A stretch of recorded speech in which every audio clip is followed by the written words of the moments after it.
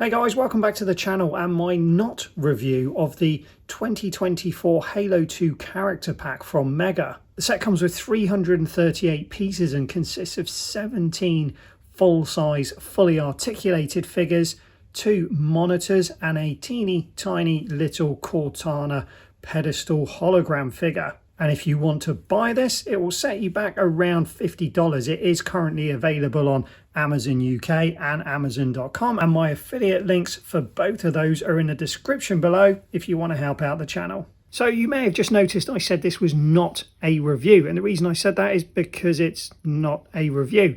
I stopped producing set review videos over a year ago on my channel. And I'd love to tell you why, but unfortunately it's classified. So with that being the case, what are we doing here? Well, I got asked by so many people in the comments of my other videos to review this set.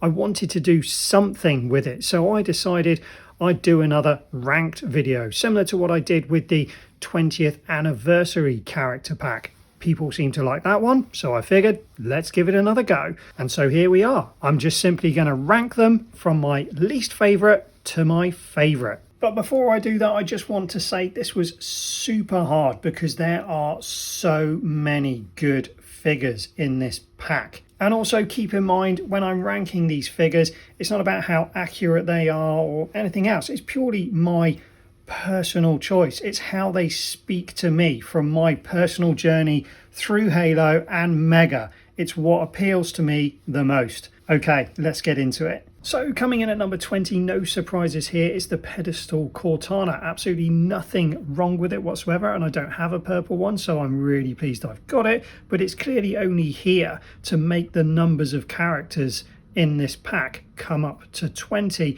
without affecting the budget too much, and I'm fine with that because they've used the budget very well elsewhere. In at number 19, we've got Guilty Spark, and the reason he's here is once again he's a budget character, isn't he? He's just in here to get that number up. We've also received Spark a number of times before, although I will say I am pleased to get him this time with a slightly different colour eye. He's got a slightly smoked piece for his eye, so that makes a nice change. In at number 18, we've got Penitent Tangent, and once again another filler character, but super pleased to get this one because we've never had him before. So a nice addition to the pack. And quite simply, his rarity puts him ahead of Spark. In at 17, we've got the Spec Ops Grunt. I am actually a big fan of grunts and I do like this figure. I like them in purple, but it is a relatively generic figure which you could probably have gotten in almost any other Covenant pack that they released either before or after this set, which is why he comes in at 17. At 16, we've got the Marine Pilot. Once again, a fantastic looking figure and a welcome one at that. It's great to get this figure with the removable helmet, and with the helmet off, they pretty much just make a generic Marine. In at 15, we've got Corporal Palmer, although I'm not sure there's anything that actually differentiates her from a bog standard Halo 2 Marine. The reason I put her ahead of the Pilot is two reasons. One, she is listed as a named character in the set, but also I just prefer the Marine helmet over the Pilot helmet because I'm not going to want to amass pilots, whereas I would more than likely buy more of these sets to get more of these Halo 2 Marines. And with a head pop and swap, you can create a whole platoon. In at 14, we've got the Red Spartan with his translucent red armor and dark grey undersuit. And he's hot on the heels of number 13, which is the Blue Spartan. Now, both of these figures I wasn't that fussed about, but when you get them in hand, out of the packet and under the lights, they actually look very impressive. So they're higher up than I originally thought I was going to put them. And the reason they're not even higher up the ranking is because to me, they're just generic Spartans. Maybe with me not being a huge multiplayer fan, I don't feel a deep connection to these red and blue Spartans. In at 12, we've got the Prophet of Regret holographic figure. And this was an awkward one to place because as a standalone figure on its own, it's just a gummy. There's no fantastic paintwork or detailing or anything like that. The reason I've put it quite high up is I feel like it's going to be an incredibly useful figure for me creating dioramas. To have one in this holographic form provides great deal of value to me personally. So that's why he's taken the number 12 spot. In at number 11 we have the Heretic Grunt, and I'm torn with this one as well. I was really excited about this figure and I was so glad that he was going to feature in this pack. But unlike the blue and red Spartan, I don't think he is as good in hand as he looks in some of the artwork. He's just too bright. He's in desperate need of a wash to dirty him up a little bit. If he had that, he'd be so much better. But that aside, he's still a great mold. He's the only Heretic Grunt we've ever got, so he's earned his place at number 11. As we enter the top 10, it's just going to get more controversial, but remember, it's just for fun. And at number 10, we've got the Elite Combat Form. The reason he's down here is we have had Elite Combat Forms recently in the Floodgate Firefight set. And there's also something about the placement of the Elite's head that just doesn't sit quite right. That said, that's being picky and it's still a great figure. Number 10, well earned. Number 9, we've got the Marine Combat Form. I've put the Marine at number 9. It's the first time I've ever seen one. So this is the first time I've actually had one in hand. And I must say, it looks fantastic. I definitely prefer the Marine over the Elite. And the human head, even though still on a ball joint, I feel looks slightly less awkward than the Elite. In at number 8, we've got the Brute Captain, which was another surprise for me. He was a bit of a nothing figure in my book. I like the fact that he came with a flag, but I didn't expect to like him as much as I do. Once you've got that flag on and he's got his weapon in hand, he is a seriously cool looking figure. And as we work our way through the top 10, it just got harder and harder to separate the remaining figures. In at 7, and sure to cause some backlash in the comments section, we've got ODST Stacker. This was a surprise for me. I was super excited to get this figure as well, and I can't really fault it. I really like it, but for some reason, it might be because it's such a drab looking figure, I struggled to put it higher than 7. There were just other figures that I felt more strongly about. So Stacker at 7 it is. In at 6, we've got Tartarus, and another big surprise for me. I wasn't expecting to like this figure anywhere near as much as I do, but I am pleasantly surprised. The only other Tartarus I have in my collection is the 10-year anniversary Heroes, which I've yet to open, but it's my understanding that this one is better and more accurate.